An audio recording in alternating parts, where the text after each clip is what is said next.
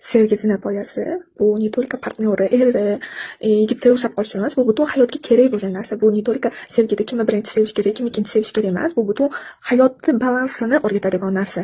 Siz o'zingizdan, Xudodan kimni yuqori qo'ysangiz, o'sha inson bilan juda ham qattiq sinalasiz. Sizga shunaqangi katta oru beradi, o'zingizga kela olmaysiz. U oru sen o'zingni yaxshi ko'rmayapsan, sen o'zingni yaxshi ko'rishing kerak edi degan narsa uchun, dars uchun sizga beriladi.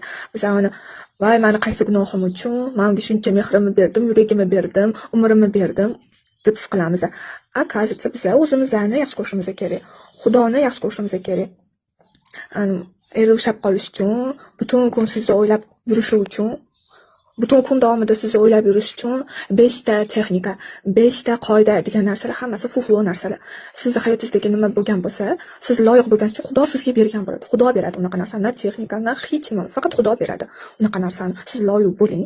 Siz o'zingizdan ketib qolmaydigan darajada stержingizni, faqat Xudoga ishonchingizni ushlab turadigan darajada, faqat Xudo beradi menga.